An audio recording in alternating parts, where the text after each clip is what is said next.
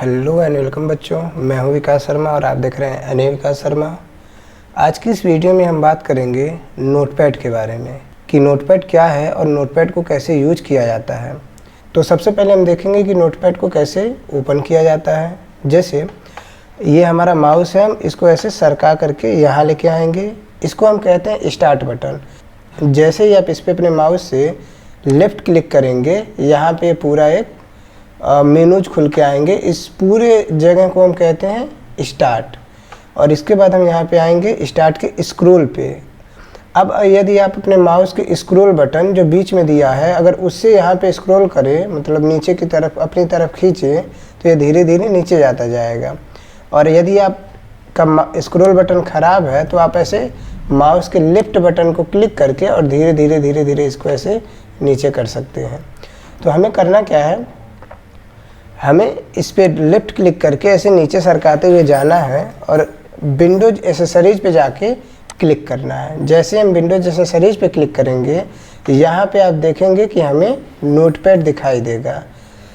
तो नोटपैड पे क्लिक करके हम नोटपैड को ओपन कर लेंगे। तो अब नोटपैड को ओपन करने के बाद हम थोड़ा सा देख लेते हैं कि नोटपैड का जो इंटरफेस है इसको क्या कहा जाता है।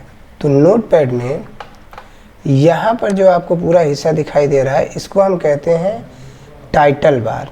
सबसे पहले यहाँ पे नोटपैड का लोगो, फिर इस फाइल का नाम जो यहाँ पे आपको अनटाइटल दिखा रहा है, क्योंकि हमने इसको अभी नाम नहीं दिया है, इसकी वजह से यहाँ पे अनटाइटल दिखा रहा है। अनटाइटल का मतलब होता है बिना नाम के। उसके बाद यहाँ पे अंतिम में दिया गया है कि आप किस सॉफ्टवेयर का यूज कर रहे हैं। आप आगे भी जितने सॉफ्टवेयर्स पढ़ेंगे उसमें भी आप पाएंगे ये पैटर्न तकरीबन हर सॉफ्टवेयर में सेम ही रहता है। पहले लोगो रहेगा, फिर फाइल का नाम रहेगा और उसके बाद में उस सॉफ्टवेयर का नाम रहेगा जिस सॉफ्टवेयर को आप अभी यूज कर रहे हैं। उसके बाद आप इसके दूसरे साइड में आए दाहिनी तरफ, तो यहाँ पे आपको 3 बटन्स दिखाई देंगे, जिसमें से ये वाला जो बटन है इसको हम कहते हैं मिनिमाइज बटन। ये वाला जो बटन है इसको हम कहते हैं मैक्सिमाइज बटन। यहाँ पे मैं बताना चाहूँगा कि मैक्सिमाइज बटन जो होता है ये 2 तरह से काम करता है। अगर आपका ये विंडो जो है, जो नोटपैड की यहाँ पे विंडो खुली हुई है, अगर ये आपके डेस्कटॉप पे आधी स्क्रीन में है तो ये बटन मैक्सिमाइज की तरह काम करेगा। लेकिन यही अगर आप यहाँ पे क्लिक कर दें तो ये पूरा बड़ा हो गया। तो यहाँ पे आप देख पाएंगे इसकी आकृति बदल गई। मैं थोड़ा सा बड़ा कर दे रहा हूँ, तो यहाँ पे आप देखेंगे इसकी आकृति बदल गई। यहाँ पे क्या कह रहा है, रिस्टोर डाउन। अब यही बटन से रिस्टोर डाउन के जैसे हो गया। तो हम इस पर क्लिक करके हम इसको छोटा भी कर सकते हैं। आप देखेंगे अभी यहाँ पे छोटा हो गया, मतलब यहाँ क्लिक करने से बड़ा और यहाँ क्लिक करने से छोटा। उसके बाद जो अंतिम बटन यहाँ पे है इसको हम कहते हैं क्लोज बटन। आप यहाँ पे जाके 2 सेकंड जैसे ही रोकेंगे, यहाँ पे क्लोज लिख के भी आ जाएगा। उसके बाद हम आते हैं इसके दूसरे ऑप्शंस पे। तो यहाँ पे अगर आप ध्यान से देखें तो यहाँ पे आपको कुछ ऑप्शंस दिखाई देंगे। इन ऑप्शंस को हम कहते हैं मेनू बार, जिसमें आपको सबसे पहले मिलेगा फाइल, दूसरे नंबर पे मिलेगा एडिट, तीसरे नंबर पे मिलेगा फॉर्मेट, चौथे नंबर पे व्यू और 5वें नंबर पे हेल्प। हमें समझना अब इसमें है एक एक करके सभी के मतलब क्या होते हैं।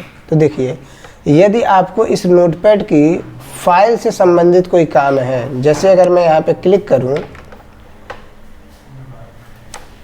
यदि यहाँ पे क्लिक करूँ तो आप देखेंगे जैसे मैंने फाइल पे क्लिक किया, ये क्या कह रहा है कि आपको अगर नई फाइल बनानी है तो आप इस ऑप्शन पे जा सकते हैं, नई विंडो बनानी है तो इस ऑप्शन पे जा सकते हैं, आपको पहले से बनी कोई फाइल ओपन करनी है तो आप इस ऑप्शन पे ओपन कर सकते हैं।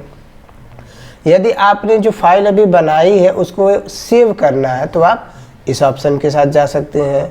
और यदि आपको उस फाइल को जो अभी आपने सेव कर दिया है उसको फिर से किसी और नाम से सेव करना है, तब आप सेव एज ऑप्शन पे जा सकते हैं। उसके बाद यहाँ पे कह रहा है पेज सेटअप करने के लिए कि आप बाद में किस पेज पे प्रिंट आउट वगैरह करना चाहते हैं, मार्जिन वगैरह क्या रखना चाहते हैं, इन सब सेटिंग्स के लिए आप पेज सेटअप पे जा सकते हैं। उसके बाद आगे कह रहा है प्रिंट का मतलब आपने इसमें जो भी चीज़ें बनाई हैं उसको आप प्रिंट आउट ले सकते हैं। और अंतिम में कह रहा है एग्जिट। यदि आपको नोटपैड को बंद करना है तो आप एग्जिट पे जाके नोटपैड को बंद कर सकते हैं। अब इतनी सेटिंग समझने के बाद अब थोड़ा सा हम देखते हैं कि नोटपैड को यूज कैसे किया जाता है। मैं बाकी मेनूज भी अभी आपको बताऊंगा, लेकिन उसके पहले हम इसमें थोड़ा सा कुछ लिख के सीखते हैं। जैसे कि मान लीजिए मैं इसमें कुछ भी टाइप करना होगा तो आप देख रहे होंगे यहाँ पे एक कर्सर ब्लिंक कर रहा है। अब हम कुछ लिखना शुरू करते हैं। जैसे कि मान लीजिए मैं लिखना चाहता हूँ कि माई नेम इज विकास शर्मा, और उसके बाद यहाँ पे फुल स्टॉप लगा दिया। अब इस तरह से क्या हो गया कि हमने एक लाइन इसमें टाइप कर दिया। उसके बाद अब देखिए, अब अगर मुझे इतनी ही फाइल को सेव करना है तो मैं क्या करूँगा, फाइल पे जाऊँगा, सेव पर क्लिक करूँगा। जैसे ही मैं सेव पर क्लिक करूँगा आप देखेंगे यहाँ पे सेव करने का ऑप्शन आ रहा है, और यहाँ पे आपको सबसे पहले सेव एज, उसके बाद फिर से यहाँ पे आपका फोल्डर का लोकेशन कि दिस पीसी के डेस्कटॉप नाम के फोल्डर के अंदर ये फाइल बनी हुई है। उसके बाद यहाँ पे कह रहा है फाइल नेम, और यहाँ पे कह रहा है सेव एज टाइप, यानी कि आप इसमें कोई नाम दे करके, जैसे कि मान लीजिए मैं यहाँ पे सैम्पल नेम से सैम्पल वन नेम से यहाँ पे सेव कर दिया। अब यहाँ पे क्लिक करके आप इसके एक्सटेंशन को भी चेंज कर सकते हैं। हालांकि आप उसमें यहाँ पे डायरेक्ट टाइप करके भी कर सकते हैं। जैसे कि मान लीजिए मैं यहाँ पे अगर HTML लिख देता हूँ, या फिर मैं इसमें अगर TXT लिख देता हूँ, तो ये इसका एक्सटेंशन चेंज हो जाता है। तो बेसिकली हमें अभी यहाँ पे कुछ नहीं करना है, बस कोई एक नाम दे करके और उसके बाद यहाँ पे आकर के हमें सेव बटन पर क्लिक कर देना है। तो आप देख पाएंगे कि यहाँ पे डेस्कटॉप पे हमारा सैम्पल1 नाम का एक फाइल ऊपर सेव हो गया है। मैं थोड़ा सा बड़ा करके आपको दिखा दे रहा हूँ। ये देखिए यहाँ पे सैम्पल, ये देखिए यहाँ पे एक सैम्पल1 नाम से एक फाइल आ गई है। तो इसी तरह से आप किसी भी फाइल को सेव कर सकते हैं। अब जैसे कि मान लीजिए ये मैंने बनाया कि माय नेम इज विकास शर्मा, और सडनली मुझे याद आया कि भाई विकास की जगह कुछ और लिख के भी एक हम फॉर्मेट तैयार कर लेते हैं, ताकि दोनों में से जो सही रहे और उसको आगे किया जा सके। जैसे कि मान लीजिए मैं यहाँ पे लिख देता हूँ अनिल। उसके बाद मैं चाहता हूँ कि ये जब मैं सेव करूँ, अभी मान लीजिए अगर मैं इसको सेव करता हूँ इस पे जा करके, तो ये क्या होगा, इसी पे ओवरराइट होगा, यानी कि जो मैंने विकास लिखा था वो हट जाएगा और उसके जगह पे ये अनिल आ जाएगा। मैं क्या चाहता हूँ कि ये सैम्पल1 फाइल भी रहे और यहीं पे एक और फाइल बन जाए और मेरी पिछली फाइल ख़राब ना हो। तब मैं क्या करूँगा, सेव एज पे क्लिक करूँगा और सैम्पल1 के आगे यहाँ पे लिख दूँगा सैम्पल2। अब क्या हुआ कि हमारी जो फाइल थी सैम्पल1 नाम की वो यहाँ पे पहले से है, और यहाँ पे यदि आप देखें तो ये सैम्पल2 नाम की भी फाइल आ गई। इस तरह से मुझे जब ज़रूरत रहेगी मैं ये फाइल यूज कर लूँगा और जब ज़रूरत रहेगी मैं ये फाइल यूज कर लूँगा। कहने का मतलब हमारी दोनों फाइलें रहेंगी। तो ये होता है बेसिकली सेव और सेव एज। अब यदि मैं चाहता हूँ कि ये जितना मैं लिखा हूँ इससे मुझे मतलब नहीं है और मैं नई फाइल लेना चाहता हूँ, तो मैं क्या करूँगा, यहाँ जाऊँगा फाइल पे और फाइल पर जाने के बाद न्यू पर क्लिक कर दूँगा। आप देखेंगे ये पेज एकदम नया हो गया, इसमें जितनी भी पहले की लिखी हुई चीज़ें थी वो गायब हो गई। तो इस तरह से आप इसमें नई फाइलों को ले सकते हैं। उसके बाद अगले ऑप्शन पे जाते हैं। अगला है यहाँ पे न्यू विंडो। अब जैसे कि मान लीजिए मैं फिर से यहाँ पे कुछ लिख दे रहा हूँ, जैसे कि मान लीजिए महेश कुमार मैंने यहाँ पे लिख दिया। अब उसके बाद मैं यहाँ पे चाहता हूँ और फाइल पे जा करके न्यू विंडो पे क्लिक करता हूँ, तो आप देखेंगे कि पहले की फाइल यहाँ पे है। ये जो विंडो है ये पहले से खुली हुई है और एक और विंडो हमारे पास खुल गई कि मान लीजिए मैं यहाँ पे एक विंडो के साथ साथ दूसरी विंडो में भी लगातार लिखना चाहता हूँ, तो इस तरह से मैं दो विंडो अलग अलग भी लेकर के लिख सकता हूँ। आप देख पा रहे होंगे यहाँ पे दोनों फाइलें अलग अलग काम कर रही हैं। तो कहने का मतलब हम एक साथ कई मल्टीपल फाइलों पे भी काम कर सकते हैं अगर हम यहाँ पे न्यू विंडो को सेलेक्ट करते हैं। तो उसके बाद अगला ऑप्शन देख लीजिए, ओपन। अब जैसे कि मान लीजिए यहाँ पे महेश कुमार नाम की फाइल है, मैं चाहता हूँ ये हट जाए और उसके बाद ये वाली फाइल खुल जाए। तो इस वाली को खोलने के लिए यहाँ पे आप डबल क्लिक करके भी इसको ओपन कर सकते हैं, लेकिन मैं चाहता हूँ कि यहाँ पे ना जाओ। जैसे मान लीजिए ऐसे फुल स्क्रीन में है, अभी तो नहीं दिखाई दे रहा है, तब कैसे ओपन करेंगे? तब हम क्या करेंगे, फाइल पे जाएंगे, ओपन पर क्लिक करेंगे और उसके बाद यहाँ पे हमको ये सैम्पल2 और सैम्पल1 दोनों फाइलें दिखने लगेंगी। तो हम क्या करेंगे, सैम्पल1 पे क्लिक करेंगे और इस तरह से हमारी वो फाइल ओपन हो जाएगी। तो कहने का मतलब फाइल पे जाने के बाद यदि आप पहले से बनी फाइल को ओपन करना चाहते हैं तो आप इस ऑप्शन के साथ जा सकते हैं। अगला जो ऑप्शन है उसको भी देख लेते हैं। मैं इसको रिस्टोर कर दे रहा हूँ। अगला जो ऑप्शन है फाइल के अंदर पेज सेटअप।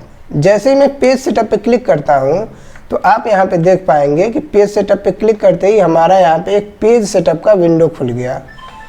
मैं हार्डली रिकमेंड करूँगा कि जितने भी स्टूडेंट्स हैं वो इस पेज सेटअप को बहुत ही बारीकी से समझें, क्योंकि इससे प्रश्न अच्छे खासे आ जाते हैं एग्ज़ाम्स में।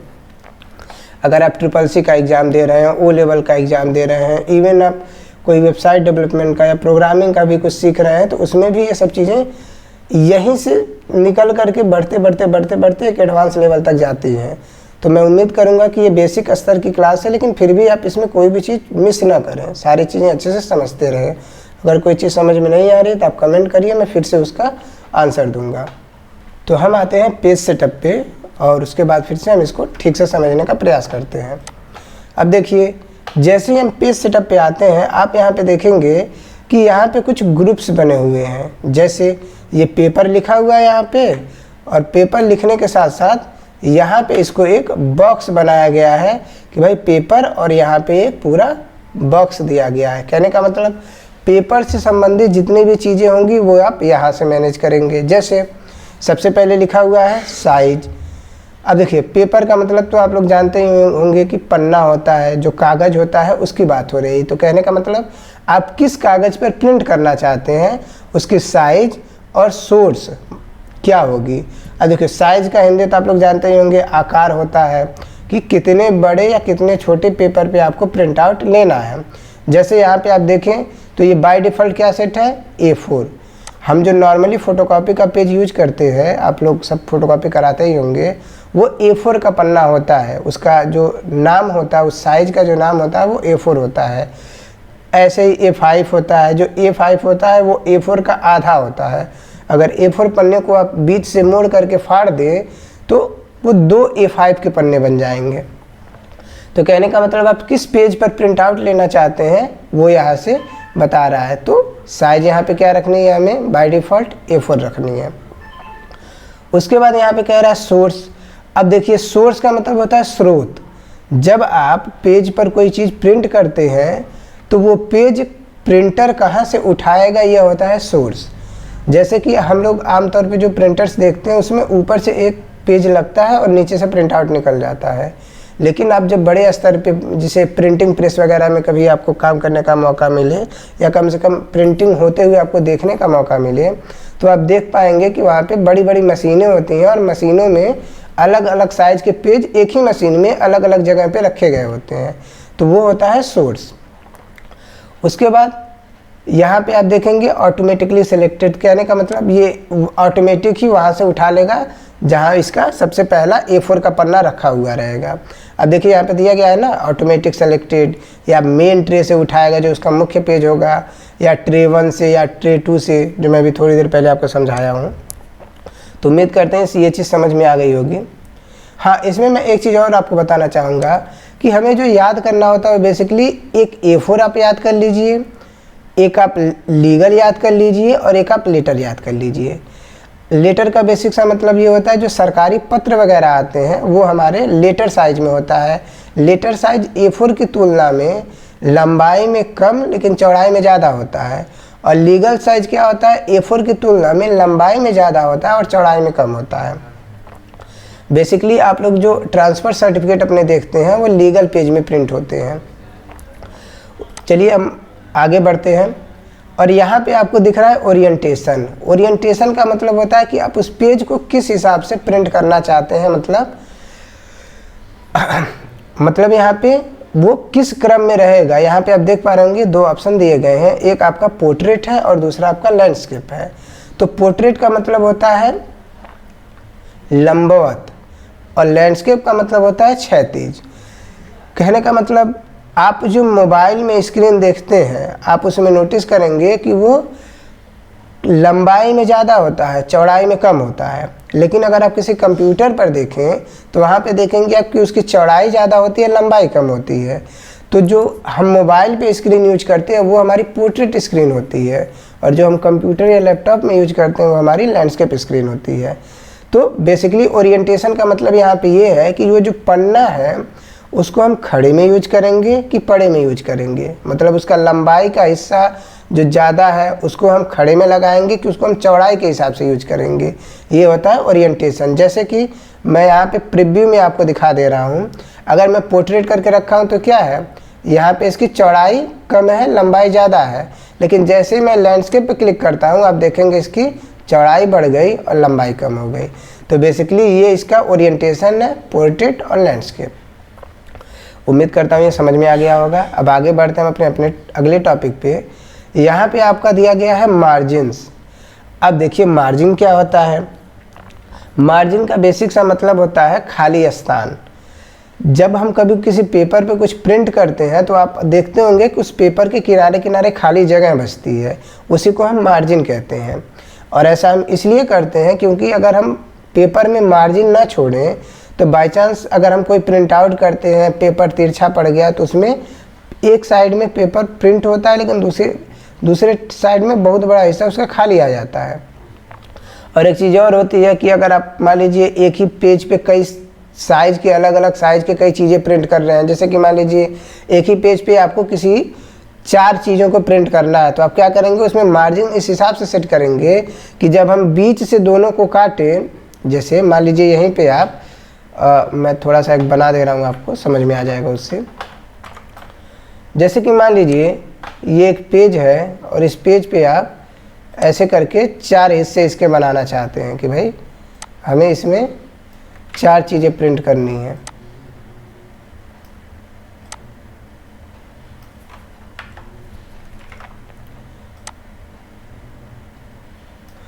मान लीजिए ये आपका पेज होता और इस पेज पे ऐसे करके 4 चीज़ें प्रिंट करनी होती हैं। तो होता क्या है कि अगर आप मार्जिन नहीं किनारे सेट करेंगे तो जब आप इसको काटेंगे तो ऐसा हो सकता है कि आपका जो लिखा हुआ है वो कट जाए। इसीलिए हम मार्जिन्स वगैरह को सेट करके रखते हैं कि बाद में कटिंग में वो चीज़ दिक्कत ना करे। अब मार्जिन में देखिए क्या क्या कैसे कैसे है। अब यहाँ पे देखेंगे आप तो मार्जिन में इसके 4 अलग अलग डायमेंशंस दी गई हैं। जैसे एक है आपका लेफ़्ट, एक है आपका राइट, फिर टॉप, फिर बॉटम। तो लेफ़्ट का मतलब है कि इसके बाईं तरफ का जो मार्जिन है, मतलब इस पेज को हम यहाँ से लिखना शुरू करना चाह रहे हैं तो इसके बीच में ये जो गैप है यही है इसका लेफ़्ट मार्जिन। और राइट में जो है यानी कि यहाँ पे जो है ये है इसका राइट मार्जिन। और टॉप में यानी कि यहाँ पे जो है ये है इसका टॉप मार्जिन, और यहाँ पे जो है ये है इसका बॉटम मार्जिन। तो बेसिकली अगर हम इसके मार्जिन्स को कम या ज़्यादा करना चाहते हैं तो हम क्या करते हैं, यहाँ से इसके मार्जिन को कम या ज़्यादा कर सकते हैं। जैसे कि मान लीजिए मैं चाहता हूँ कि ये जो लेफ्ट में 1 मार्जिन दिया गया, मतलब यहाँ पे देखिए ये 1 का मतलब इंचेज है। यहाँ पे अगर आप देख पाए तो मार्जिन ब्रैकेट के अंदर इंचेज लिखा गया है, यानी कि इस पेज में 1 इंच का गैप यहाँ से और 1 इंच का गैप यहाँ से दिया गया है। मान लीजिए मैं इसमें चाहता हूँ 0.5 हो जाए। अब आप अगर यहाँ पे देखें तो ये इसकी मार्जिन कम हो गई और ये अभी उतनी ही है। ऐसे ही आप यहाँ भी जा कर के 0.5 कर देंगे तो इसकी भी मार्जिन कम हो जाएगी। ऐसे ही आप सब जगह पे भी जाके कर सकते हैं। अब देखिए टॉप का भी हो गया और ऐसे ही आप 0.5 यहाँ कर देंगे तो ये बॉटम का भी हो जाएगा। तो बेसिकली कहने का मतलब जितना ज़्यादा या जितना कम आप मार्जिन रखना चाहते हैं इस हिसाब से आप सेट कर सकते हैं। उसके बाद अगला जो ऑप्शन है यहाँ पे है हेडर और फुटर का। कभी भी जब कोई प्रिंट आउट निकलता है तो उसमें जो पेज के सबसे ऊपर प्रिंट होता है वो होता है हेडर, और पेज के सबसे नीचे जो प्रिंट होता है वो होता है फुटर। कभी आप जब प्रिंट आउट वगैरह करते हैं तो वहाँ पे देखते हैं कि ऊपर एक हेडिंग आती है, जैसे पेज नंबर आ सकता है, किसी वेबसाइट का नाम आ सकता है, तो ये सब हेडर होते हैं। और फुटर में आपका टाइम आ सकता है, डेट आ सकता है, वो सब आपके फुटर में आते हैं। हालांकि ये ऊपर नीचे भी हो सकता है, वो आपकी सेटिंग्स के हिसाब से होता है। तो बेसिकली अगर पेज के ऊपर कोई चीज़ लिखनी है आपको बाय डिफ़ॉल्ट रूप से कि आप जब प्रिंट आउट करें तो वो लिखा आया है तो यहाँ मेंशन कर दीजिए, और यदि आप फुटर में मेंशन करना चाहते हैं तो यहाँ मेंशन कर दीजिए।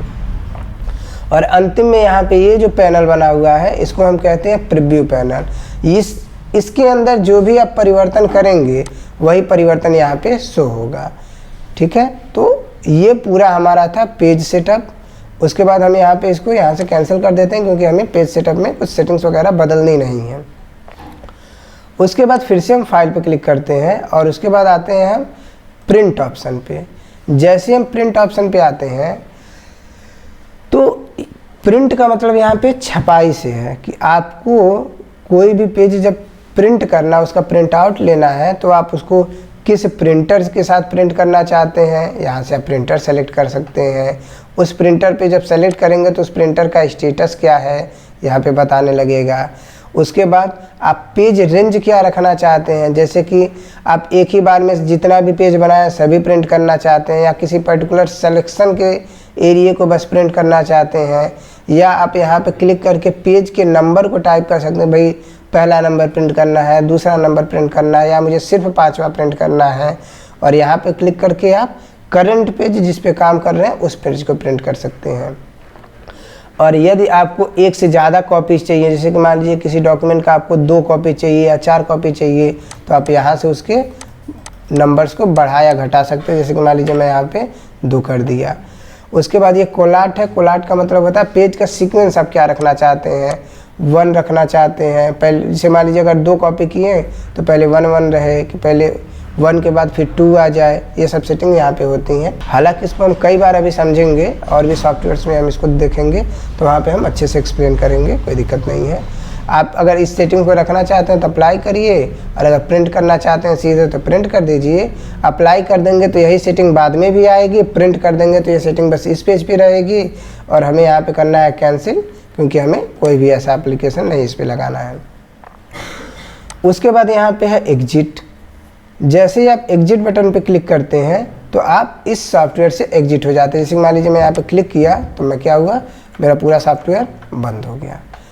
तो ये था हमारा नोटपैड का फाइल मेनू, कि हम अपने नोटपैड के फाइल मेनू की मदद से क्या क्या इसमें परिवर्तन कर सकते हैं। आज की वीडियो में बस इतना ही। बाकी का एडिट, फॉर्मेट, व्यू और हेल्प, इन ऑप्शंस को समझने के लिए चैनल के साथ बने रहिए। आज की वीडियो में बस इतना ही। वीडियो पसंद आया हो तो वीडियो को लाइक करिए, चैनल को सब्सक्राइब करिए और दोस्तों में शेयर करिए। धन्यवाद।